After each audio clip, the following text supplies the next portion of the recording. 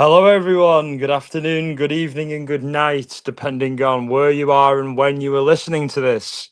So, today we're going to be talking about the Waco siege, the Branch Davidians, David Koresh, and all of that. It's going to be difficult, controversial, and very complex, and that's how we do it here. So, let's get right into it. Hi, Amy. Glad you could join us. Amy Boston, moderator and friend of the channel. She has her own channel. She's recently started doing lives again. She had a bit of a break for a while, but she started doing them again. She did a D4VD David live the other day, and that was very enjoyable. So I suggest everyone listening to this go and check out her channel. And Amy, you're more than welcome to drop the link to your channel in here for anyone watching or catching the replay who likes to check out the chat. Check out Amy Boston's channel, the great true crime channel. She's very much on Karen Reed's side and in the Free Karen Reed movement. And I feel kind of shitty that I wasn't doing my streams again. It was during my about a year or so, 2 year hiatus from doing lives during the whole Karen Reed ordeal. I kind of wish I was doing lives back then, but who knows? Maybe I can cover the civil trial and talk about all that and kind of, go over that all again. But great to see you here, and great to see you, Diva Girl, as well. And I agree, Amy. It really is a fascinating topic. It's very complex, and I have very mixed feelings about it all. I don't think David Koresh was a good guy, but I certainly don't think that the ATF were good guys either. So it's a very complex situation. So just to get started, a bit of background on David Koresh, the who was the leader of the Branch Davidians when the Waco siege took place, and he was born Vernon Wayne Howell.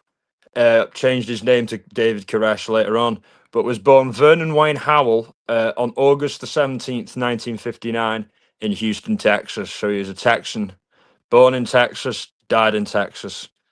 Um, Amen. I mean, they hired Higgins. Exactly. How the hell he got? I told this joke to Val, who is another moderator of ours.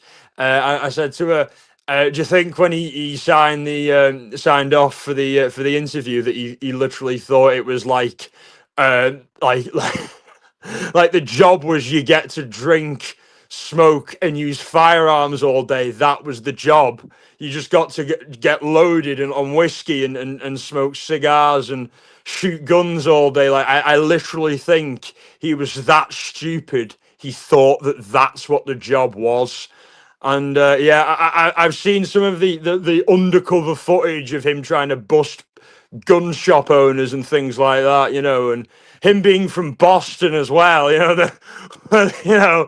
where the birth of the American Revolution, and now he's going around acting like a tyrant, like the British, trying to put on laws about who can have guns and who can't have guns and all this nonsense. You know what I mean? Yeah.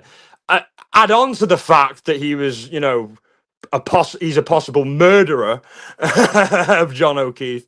So yeah, the ATF in my book have never been good guys and never will be good guys, and America shouldn't have it. It's the most unconstitutional and British-like thing that America has ever created, and I'm astounded that it's lasted so long.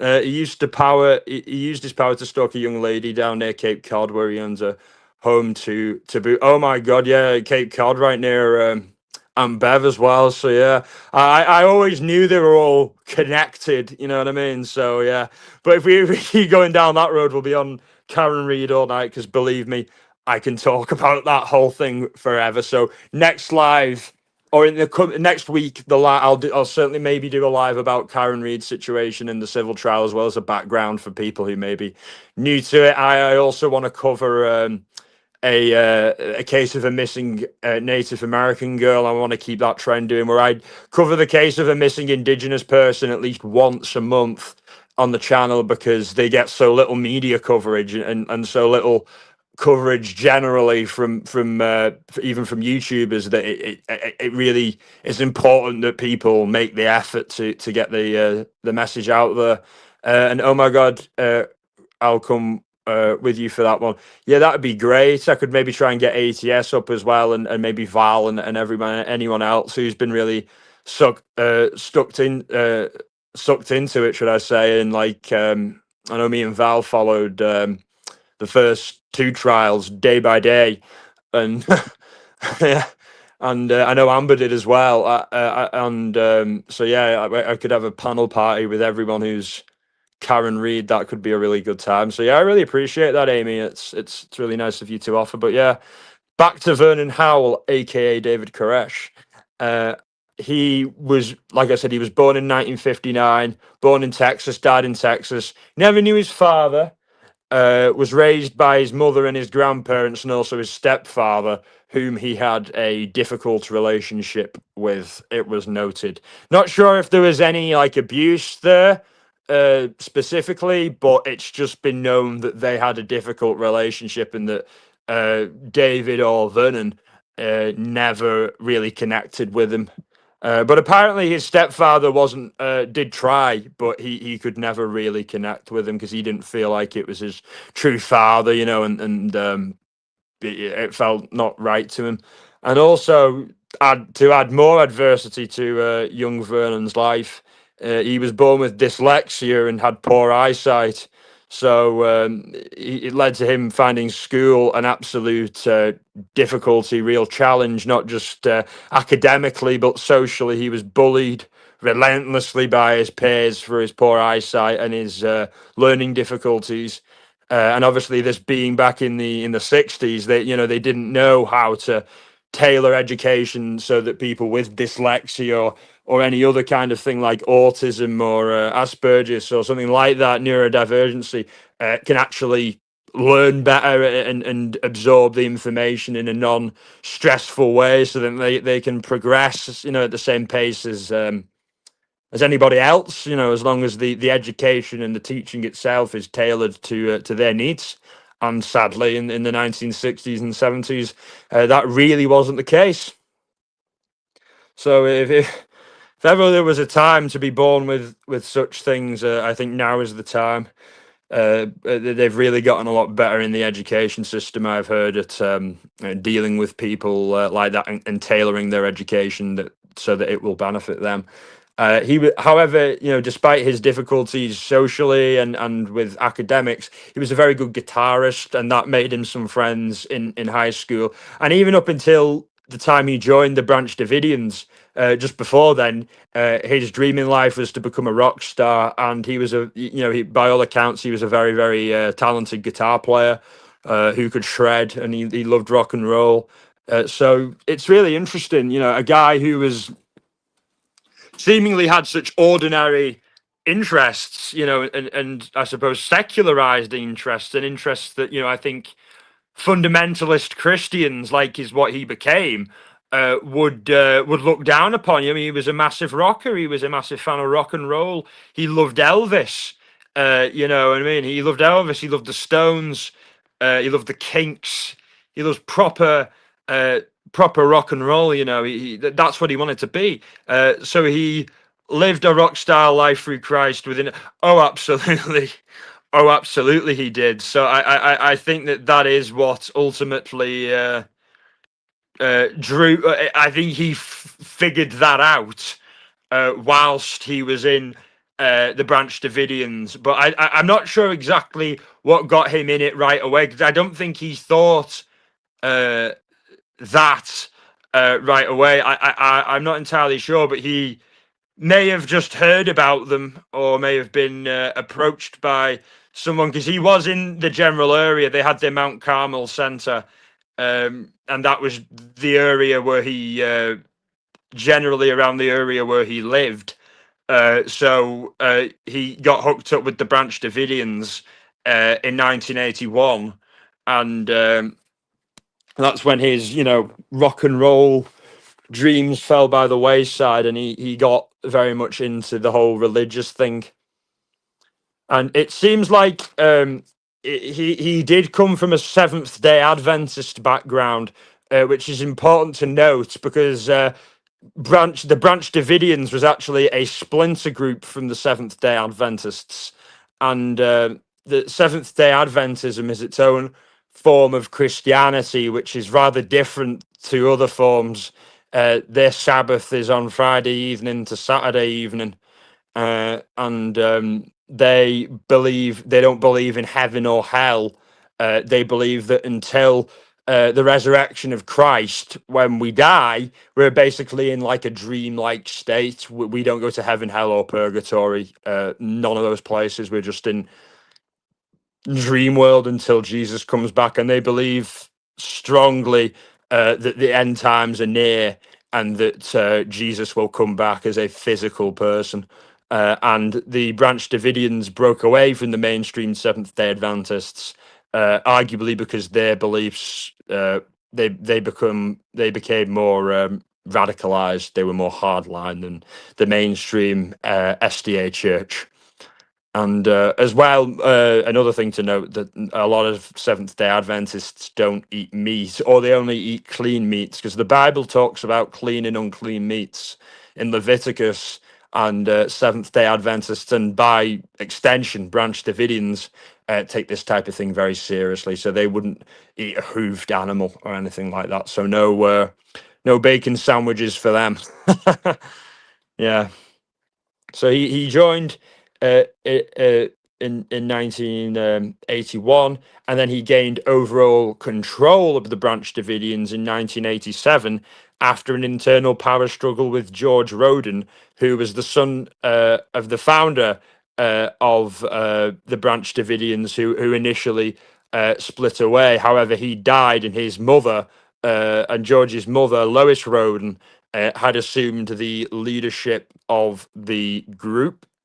End times people are so weird to me. They live in constantly survival and fear. Oh, I agree. You know what I mean? And the end times may very well be coming, but ultimately, what kind of life is it, like you say, Amy? If you're always living in fear, if you're always paranoid and anxious and on edge, you'll never get a chance to actually experience and enjoy life.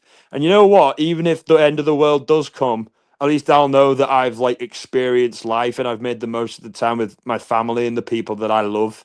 You know, like that's what's important, not just worrying about shit all the time.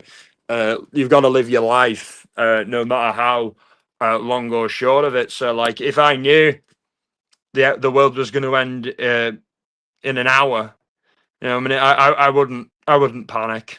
I wouldn't panic. I'd feel a lot of regrets about things that I wish I could have done sooner, but I wouldn't panic. And I wouldn't allow it to create fear in me. Fear is something that we can never allow to dictate our lives in any kind of way. Fear of anything, it's no life to live in that type of state, and I'm a firm believer in living in the moment and taking things as they come. I totally agree with you on that. And so yeah, he gained overall control over the church, over Lois Roden, and basically he'd convinced Lois Roden that he was basically the second coming of Christ, and the messenger for the end times, basically, and he convinced her that he was sent by God, and all this kind of stuff. And she was like basically 30 years his senior, and he was having a sexual relationship with her as well, outside of marriage. And it's possible that Lois Roden may, in her older age, had started to lose clarity in her own mind, and was able to be manipulated and took advantage of by Koresh or Van Hal. And George Roden, her son, particularly didn't like this, and he was obviously in the Branch Davidians, same as Koresh and his own mother, and George Roden and his wife Amo Bishop Roden, who we'll talk more about later, walked away at this point. But they, despite not being followers of David Koresh, they remained devoted Branch Davidians, and I in my own channel, in my music section and my video section, I did a cover of a song called "Amo Bishop Roden," and that was by a group called Boards of Canada.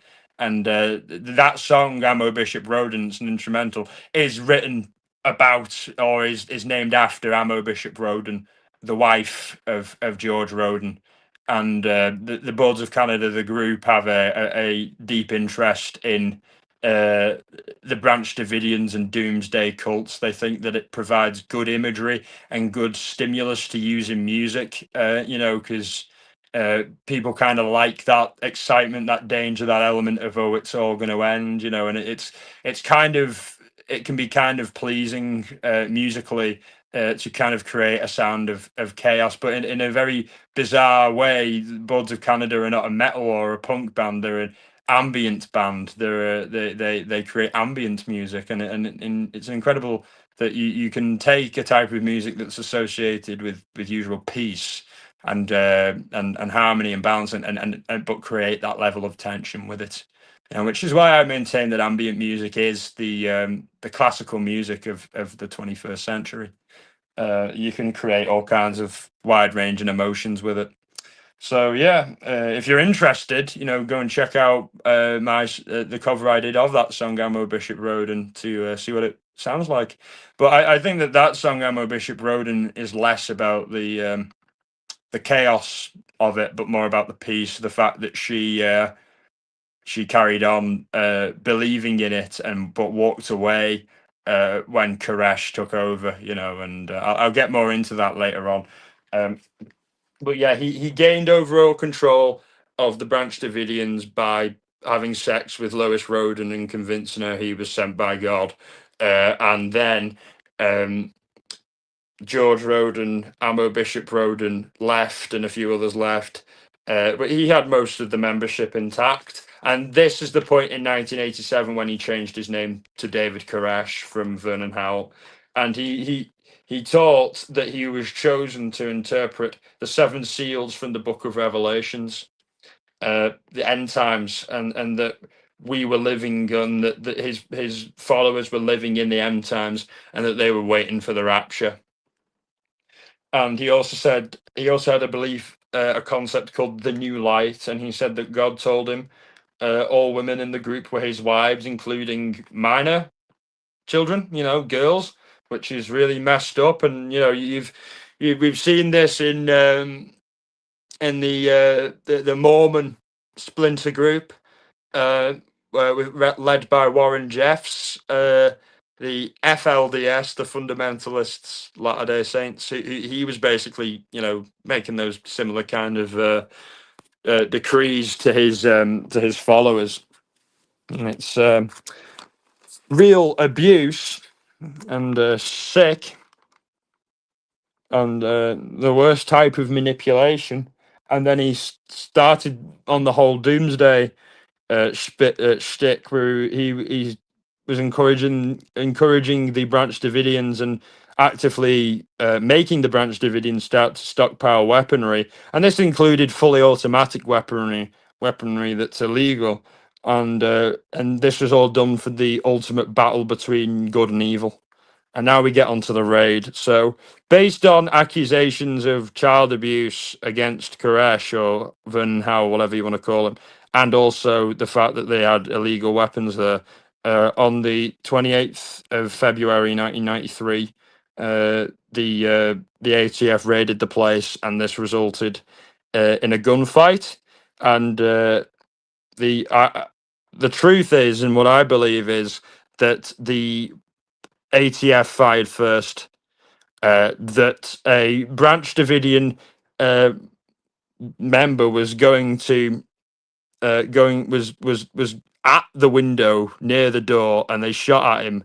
And however, they tried to say that the sound of their first gunshot was actually the sound of that man slamming the door. When there's a big difference between the sound of a gunshot and a slammed door. So I'm inclined to believe, and this is what was said by survivors of the ultimate raid, siege, standoff, whatever you want to call it, and fire, that the ATF fired first. And I fully believe that.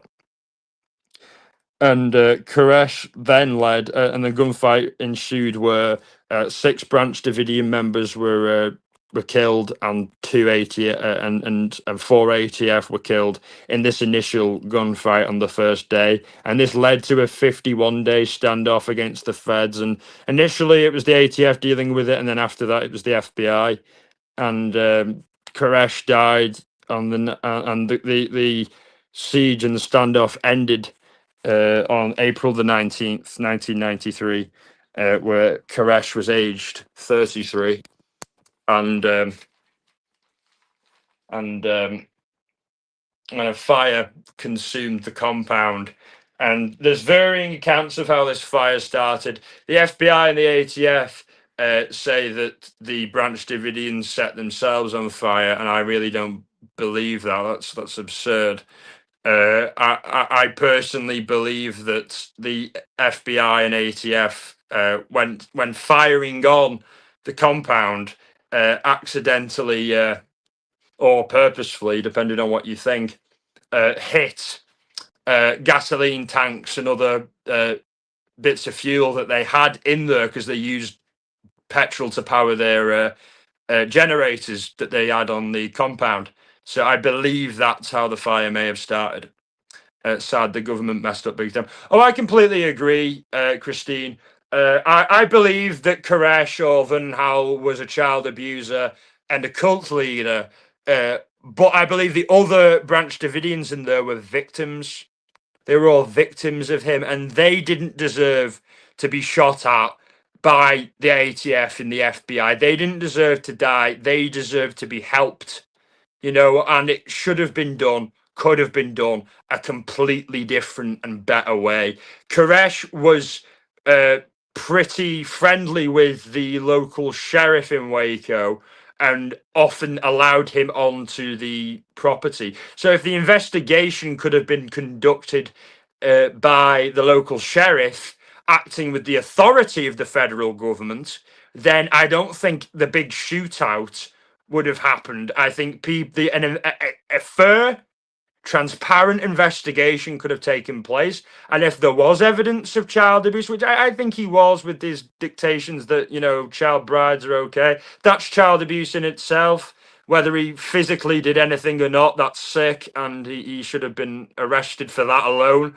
And as for the stockpiling of guns, I could give it two stuffs about that. America wasn't founded on the idea that there'd be gun control.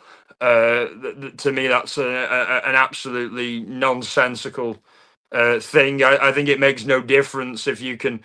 At this point, any gun control is just pointless. When one can 3D print a gun in their own home, I think trying to enact any kind of legislation to stop it is absurd, is a waste of time. But that's my own personal view. But I completely agree. They could have used the sheriff to go in there and to investigate the child abuse claims, and also to see if anybody in there wanted to leave but felt they were unable to, and if people's families, because there were people there from all over the world. They weren't just from Tech. There was a British guy who was at the compound who actually managed to escape with his life after the whole siege ended with the fire, and he was arrested on firearms charges, and he did time in an American prison. And he actually went back and helped rebuild the chapel that they had there, along with George Roden's wife, Ammo Bishop Roden. But I agree. I think going in there guns blazing to people who'd been brainwashed to think that the end was near, that he was saying that, you know, the government were going to come and with guns and attack us and kill us for being Christians, and that the government are controlled by Satan. When people believe this, you have to be careful. You have to have cult experts help them, and they didn't. They went in guns blazing and they didn't think it through at all. And the kids that they were supposedly there to try and help, they ended up killing. So, you know, that's the reality of the situation. Koresh wasn't a nice guy, wasn't a good guy, but neither were the ATF. And those people, his followers, didn't deserve to die. None of them did.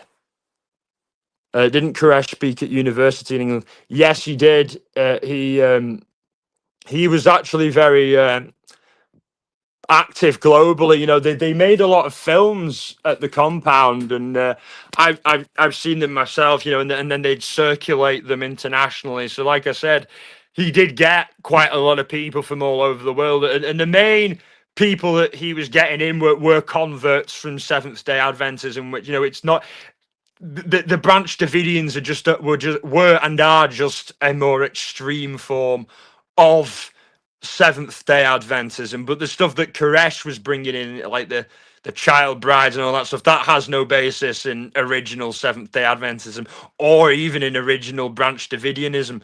That's just stuff that he added when he became leader. So he would get a lot of people from the Seventh Day Adventists who were more extreme and didn't think that the mainstream church were going hard enough in the rhetoric and what they were saying, and would like and wanted a more militant approach, and that's what they found with Koresh. And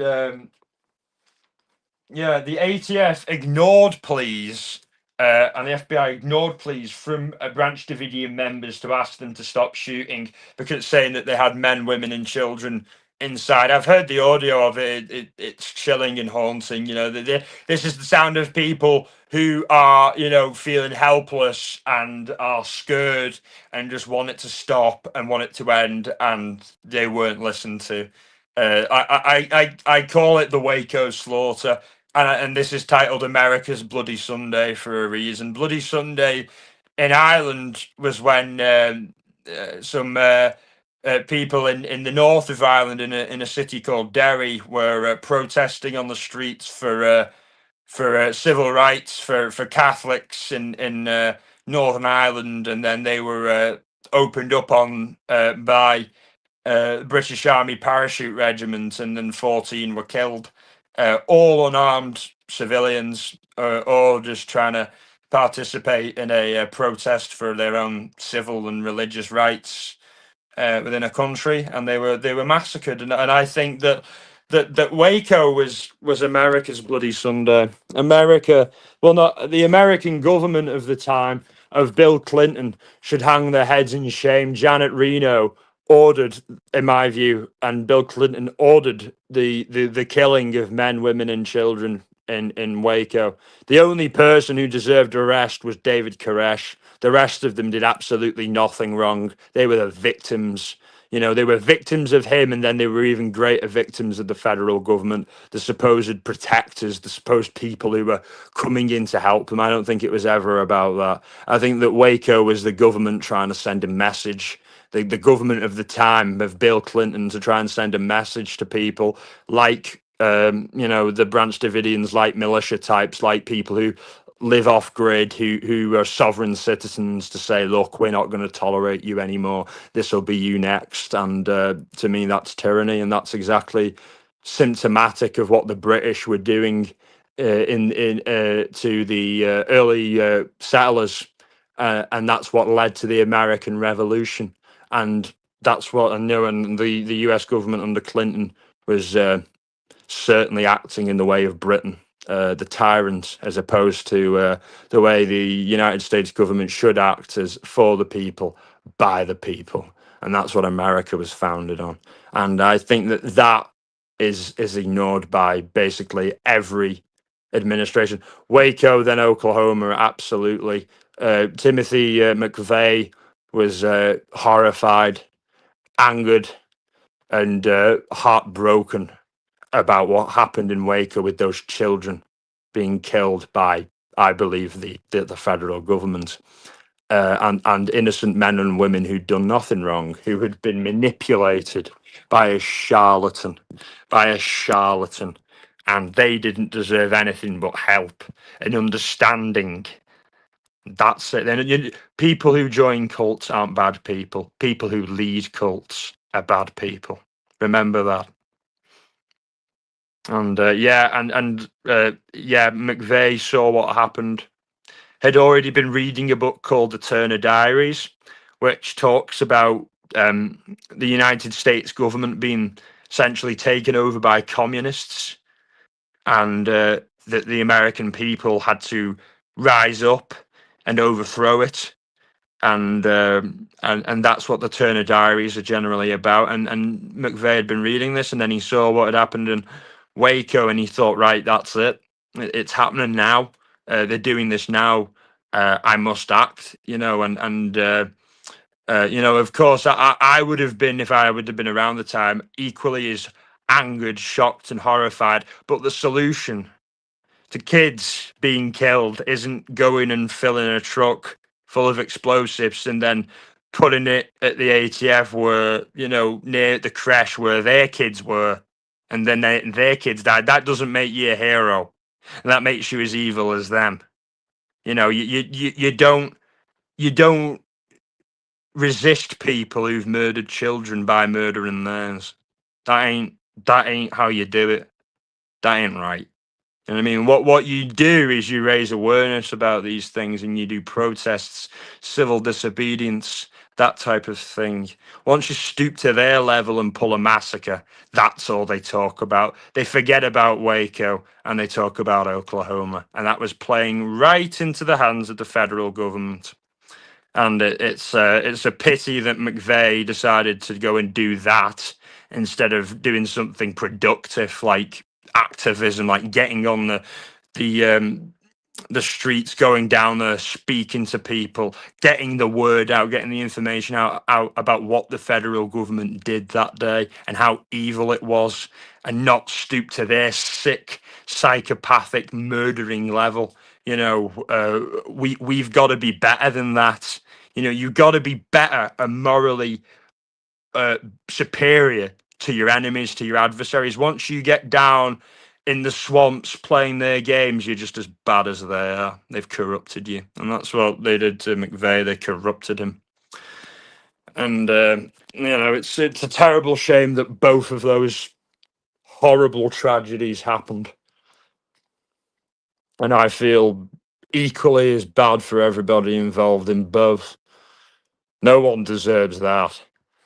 And ATF, Janet Redo, in my view, like I said, ordered the murder of men, women, and children. And survivor Clive Doyle,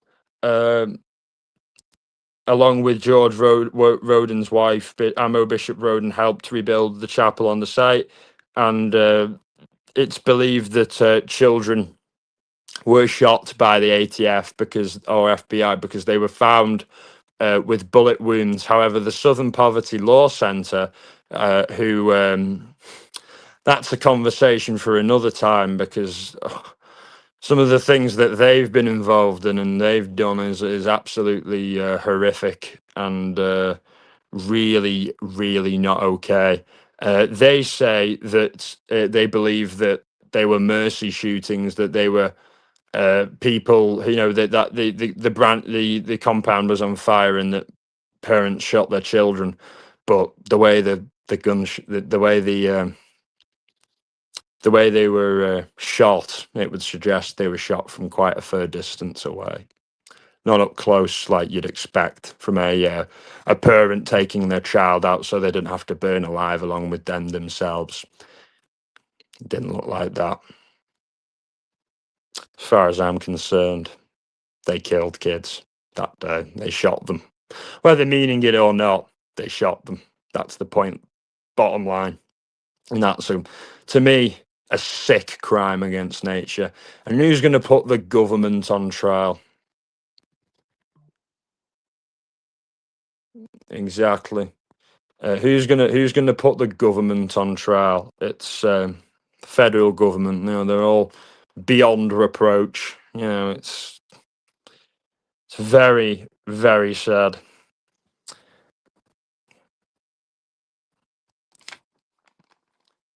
And it's very possible that Koresh was himself, a product of some kind of MK Ultra type operation. You know, a lot of these cult leaders have links to MK Ultra. You know, Jim Jones. The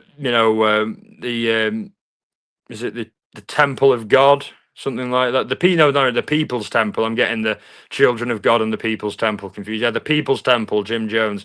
It's believed he was part of MK Ultra. That he was drugged and subject to trauma-based mind control uh, as a result of testing done whilst he was at university.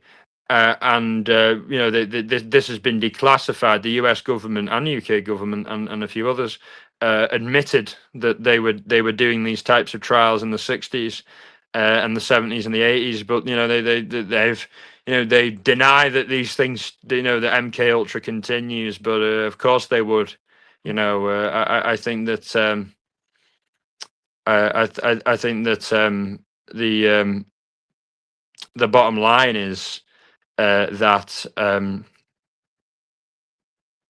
it shouldn't have been done. I think that the none of it should have been done, and yeah. Sorry, yeah, the MK Ultra angle. Sorry, I got distracted. The MK Ultra angle. I think that other cult leaders have been victims of this, and have been had experiments done on them by the government in prison, in university drug trials. Doping them up with sodium pentothal, LSD, and putting suggestions in their mind, and they did the same to Charles Manson in prison as well. So it would really not surprise me if at some point Koresh was drugged up and doped up by the government to put all these grandiose ideas that he was the Messiah, that he was the second coming of Christ, that he was sent to save the world from any kind of evil. I think all these ideas may well have been put in his head by the government themselves to create figures like him, to use to test methods of control over people. Because in cults, it's a lot closer, tight knit atmosphere. People are very controlled. What they think, what they feel, what they say, and I think these atmospheres and these situations are often used by the government to test how amenable people are to forms of brainwashing, indoctrination, control, and how they can then utilize that on the general populace. So but also as well, ultimately to sow fear and create fear, and also this concept that there are these scurry groups out there that are going to try and take over the world, and that we need the big brave federal government to go and protect us from them. All this type of stuff. That really is a propaganda line, and that's that. That's the truth. And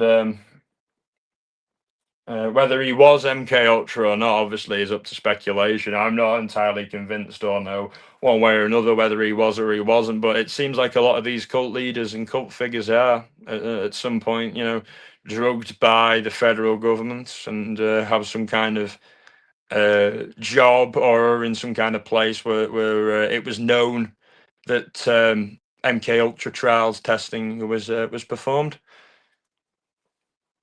And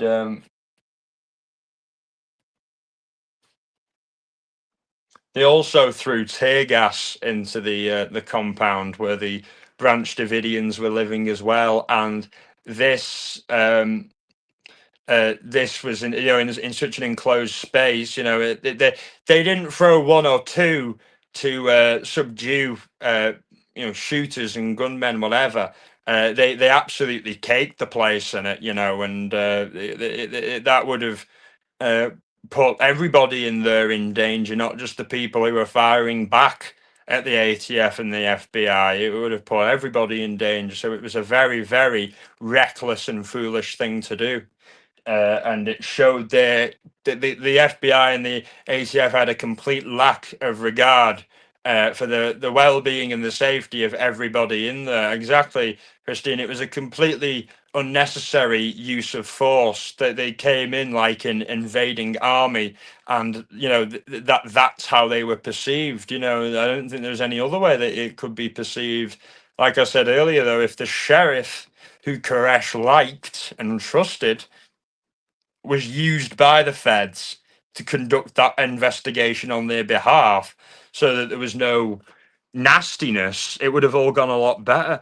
Oh, hi, Val. So glad you could join us. Happy Saturday. Hope you and the babies are well. And so glad to see you. Sent you a few messages, you know what I mean? And no rush to check them out. Just lovely to see you and hope your weekend's going well.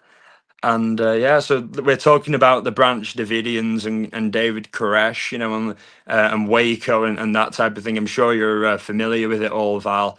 But yeah, to me, it's like America's Bloody Sunday. I don't think Koresh was a good guy. I think he was an abusive cult leader. But like I earlier said, I think people who lead cults are evil people, but people who join cults are not. They're oftentimes broken and lost people who need help and guidance, and help. But like the way, um, I'll listen now and rewind to the beginning once you're done. Oh, that's great. That's perfect, Val. Yeah, I won't be going on for too much longer. Uh, because there's other lives going on tonight. Alex Erickson will be live to talk about D4VD David, and then Amber will be live to talk about Lauren Matthias. So yeah, we've got lots of lives going on tonight, and so glad you could make it as well. It's always such a treat to have you here. I know how busy you are. I know how bombarded your schedule is. I know how you very rarely get a minute. So the fact that you use your free time to come here and to support me really means the world. So I can't thank you enough.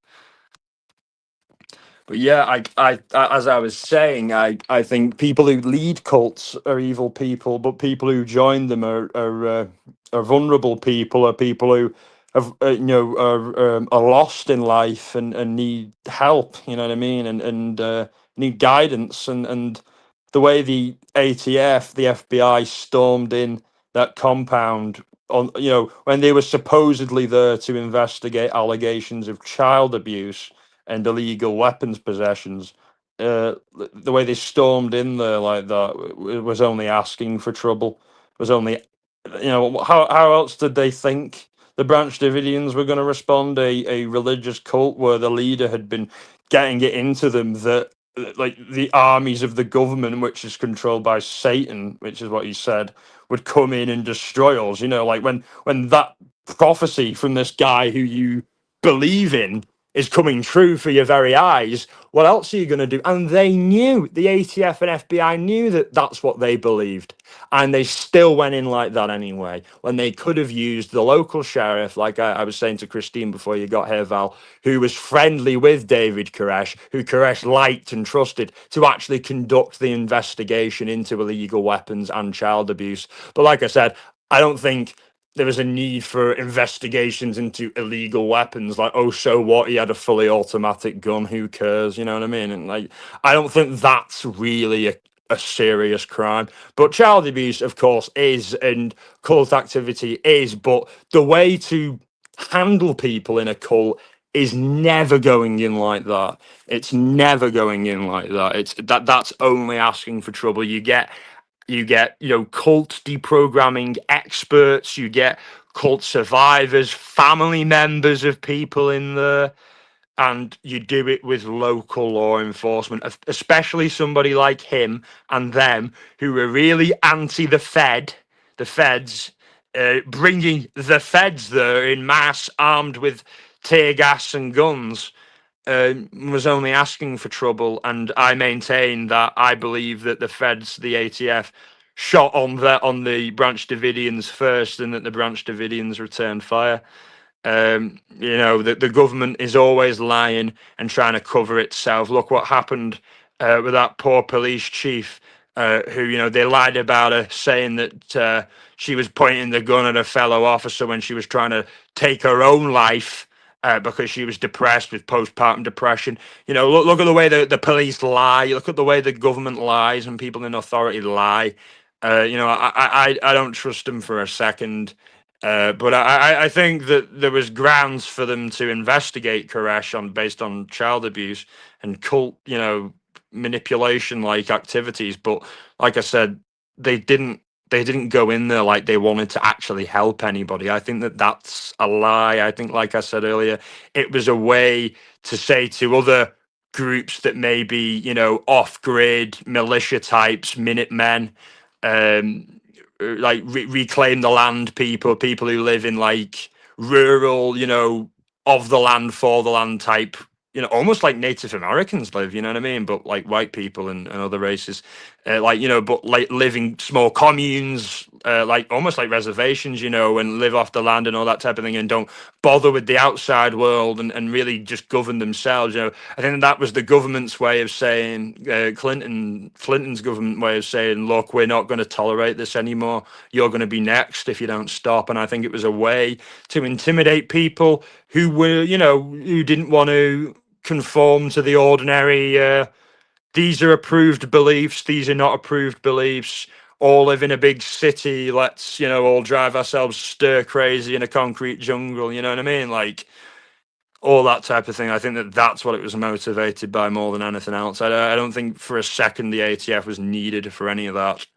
It could have been handled by local law enforcement, and that would have all gone off without a hitch, because Koresh and the Branch Davidians were not against law enforcement; they were only against federal law enforcement. Big difference, because they thought that the feds was run by the devil, And to be honest, I don't think that part of their beliefs is that outlandish. But I don't trust them at all either. I completely agree, Val. They've let us down too many times over too many things. We hear about all the Epstein stuff, all the things, lies to get us into wars like the Gulf of Tonkin, uh, all the like well, I think the Iran and Iraq war, and basically every war that America's been involved in. There's some kinds of lying going on to the public as to why. I think that's the case with all war, with every country. I think if every country was actually transparent about why it goes to war, I think that none of the people would actually support it. If they actually were real about it and said, "Oh, this is all about resources, land grab, and money," I think very few people would actually want to go and fight. Mediation, I completely agree, Christine. It could have been done through mediation and gently, softly, and carefully. Absolutely, I think that that's the way it could have been handled, and that's exactly how it should have been handled. No question about it. And it's just a shame it wasn't. QQQ off topic. Have you read the book Weird Scenes Inside the Canyon, Laurel Canyon? Covert Ops, the heart of the hippie dream. No, but I really like the sound of it, and it sounds very much like some kind of like MK Ultra type thing, and I'm be very much interested to hear that, because as I was saying earlier, it's like a lot of these cult leaders are victims of MK Ultra, like drugging, trauma-based mind control. Manson was drugged and psychologically tortured when he was in prison. Same with Jim Jones. He had the same similar procedures done to him. So I'm wondering if Koresh was just the same as all of them. I've never read that, Christine, but it sounds super interesting. I imagine they talk about the Manson family and that. Yeah, that was the vibe I was getting to, Val.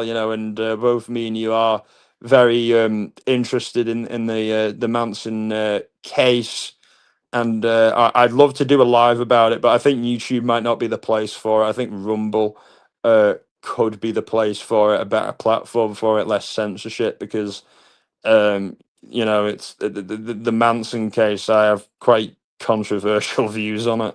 I off topic though. I don't think he should have ever have been charged with murder. You know what I mean? He cut a guy's ear off. Sure, he should have been charged for that, but he never murdered anybody. And I really believe that all this stuff about him talking about, let's go kill these people for a race war, and start a race war was all a load of crap. I think that they were out there. He was very controlling with them. He was very influential over them. But I don't think he said, go and kill the Tates, go and kill the LaBiancas. I think that, you know, uh, in regards to the Tate murders, I think that it was Tex going there to try and score drugs from Jay Sebring, and the deal went wrong, and he had a psychotic break and went crazy on speed because Manson wouldn't allow amphetamines on his ranch, but Tex was doing amphetamines, and that's why that happened. And the LaBiancas, I think, was just another. I think that was a case of them trying to burgle the house, which they often did. They did house breaking. They'd rob the homes of rich people all the time to fund their drugs and their lifestyle out in the desert. And I think that it was just a burglary that went wrong, and they tried to frame Black Panthers by writing Death to Pigs. I think all this stuff about Helter Skelter was all just an invention of Susan Atkins's drugged up mind as a means to try and get her and Tex, off the main charges and throw it all onto Charlie.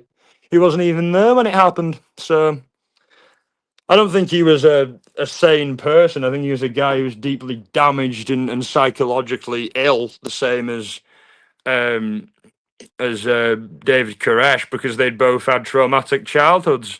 You know what I mean? But do I think that they both deserved?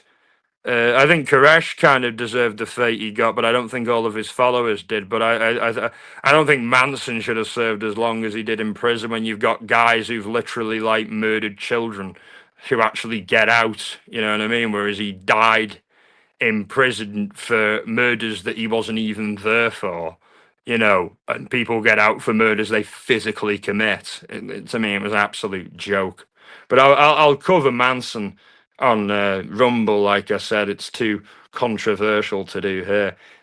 It's about a lot of famous musicians like Frank Zappa and military involvement. Oh wow, that's certainly very interesting. I'll certainly have to make a note of that, Christine, and look into it. If it's available in audiobook form, I really hope so. I can still read books, just sit down and read them. But for me, audiobooks is very beneficial because I can listen to them when I'm at the gym, or when I'm running or whatever. I can listen to it whilst I'm doing things. The trouble is with me, I find very little time to actually just sit down and do something. I'm always multitasking, doing a bunch of things. I'm a few minutes behind trying to catch up. No worries, Val. Take your time, and I really appreciate you being here. And I'd love to hear some of your thoughts on it all, and whatever bit you're up to. But yeah, I think that, and also, Ammo Bishop Roden, who I was talking about earlier. This is a side story now. George Roden, who I told you about earlier, who was the son of Lois Roden, who was leading the Branch Davidians when David Koresh took over. David Koresh was having a sexual relationship with her and convinced her that he was like the second coming of Christ, and then convinced her to let him lead the thing. And then she died. And then George Roden left after a power struggle with Koresh over this matter, accusing Koresh of manipulating his mother. Oh, I agree, Val. They totally will. Anything that isn't the mainstream kind of approved narrative isn't allowed or gets buried in the algorithm. I agree. So many people think he killed Sharon Tate when he wasn't even there. Exactly. How the hell did you kill someone who, when you weren't even there? And, he told them to go and do it. You know what I mean? I can tell you to, go and buy 1 billion lottery tickets. I'm not forcing you to. And exactly. And, but yeah, Roden's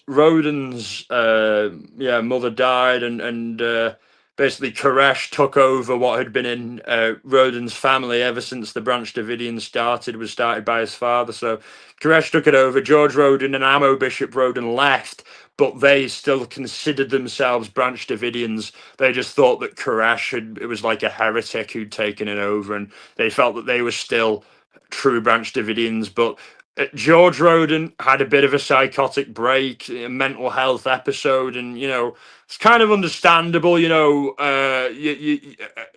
whole life's kind of thing that's the big beating heart of your life. The Branch Davidians is ripped away from you, and all the people that you knew, and something that was led by your mother, and your mother was siding with this charlatan over you. It must have been very depressing.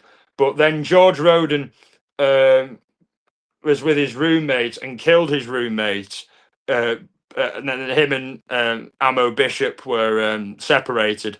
And George Roden killed his roommate, acute because he felt that his roommate was plotting to kill him. And then George Roden was diagnosed with paranoid schizophrenia, but then escaped the mental hospital and then made a big scene down at the Israeli embassy, claiming that he was of Jewish descent and that the PLO, the Palestinian Liberation Organization, were sending assassins to kill him. Needless to say, the Israeli consulate didn't believe him, and he was subsequently arrested and taken and spent the rest of his days in a mental hospital and until he passed away. And Ammo Bishop Roden, however, she went back to the site, like I mentioned earlier, at Mount Carmel, where the center was. No, not Mount Carmel, at Waco, where the center was, and she helped rebuild the chapel that they had there with other ex-Branch Davidians, either people who'd survived the fire or who weren't there that day, or through the siege started, so were unable to get in. So her and a few of the others that were still around rebuilt it, and then she still lives there to this day in her RV trailer, and she and others kind of upkeep it as kind of a memorial slash monument for the Branch Davidians, but they also use it to worship as well and to carry on their faith. So despite everything that was thrown at them, they still carry on, with people who really actually believed in it, rather than Koresh, who I think was using it to advance his own ego. I think Ammo Bishop Roden and the ones that are still involved in it, I may disagree with them, but I can't fault their sincerity. They certainly believe in what they're doing, and they're not advocating, craziness, violence against the government or anything like that. They're just kind of, you know, reinforcing what Lois Roden said, just before David Koresh took over, which was a lot more watered down and tame compared to the things that he was saying. So that's a noticeable difference. And Ammo Bishop Roden, like I said earlier, had the song um, Ammo Bishop Roden, her namesake, written and produced by the boards of Canada, and the duo who are a duo of brothers from Scotland, but they grew up in Canada, hence the name. Like I said earlier, they really specialize in like religious Armageddon and those types of topics. So the whole Branch Davidians thing really interested them, and they actually went, the brothers, to where it happened in Waco and met Ammo Bishop Roden. And it was as a result of that meeting that they went on to name a track that they'd been working on, an instrumental, after her. because they felt that the feeling of the song reminded them of her, a woman who is strong, resilient, and who is graceful and peaceful, but bounces back with a strength. You know, like despite what was done to the Branch Davidians and their compound, you know, uh, Ammo Bishop Roden and others like her still are devoted Branch Davidians, although not followers of David Koresh. She is still a devoted Branch Davidian, and that can't be argued. And she still will speak to people and correspond with people who are interested to know more about the history of the Branch Davidians pre and post Koresh. And she's a very interesting woman, and she certainly has my respect for you know, sticking true to her faith. But also walking away when obviously a clear charlatan had taken over, and she makes it clear that she's a no fan of David Koresh, and and that's that. But thank you everybody for joining me today. It's been a real nice pleasure that you were with me for this discussion, and I really appreciate it. It's an important topic about cults, about abuse, about government authoritarianism, uh, stepping over the line in terms of, you know, the reasonable responses and unreasonable responses, all, you know, topics and issues that are just as relevant now as they were back in 1993, if not more relevant now. And that's something to think about, you know. Um, but in case I don't see you, good afternoon, good evening, and good night, and I'll see you soon. But then, dead quickly before I sign off, thank you, everybody. My next live will be about D4VD, David, uh, going over that, and I also want to do one about a missing Native American woman. And I want to keep doing at least one of them a month, and then also perhaps later in the week, next week, we can do a live about the whole Karen Reed civil trial and also criminal trial. And Val, I'd love to have you up for that live about Karen Reed. And I know Amy Boston, who was boots on the ground at the trials in the Free Karen Reed movement, who's also a moderator here. Would like to come up, and I'll ask Amber ATS as well, so we can have a big panel party, because I know, you know, me and you followed that both trials, you know, day by day, and it was a major part of our lives when it was going on. And I would love to just go back and revisit it all with you and others. So yeah, like that's certainly something I would really love for you to be able to do, but no pressure. I know you're really busy. You have your appointments, and that really has to come first. Your health, absolutely, always. You know, so it's just a suggestion. But thank you so much, Val, and everybody. It's really sweet, and I'll see everybody when I see you, and hopefully I'll see you. See you in Alex Erickson's live about D4VD in about an hour or so. And then about an hour and a half after that, Amber ATS News will be live about Lauren Matthias. So we've got plenty of live streams this evening to keep everybody entertained. So hopefully I see some of you over there, or Val, see you in chat and DM. And I hope you all take care. And good afternoon, good evening, and good night for the third time. Thank you so much. Really appreciate it.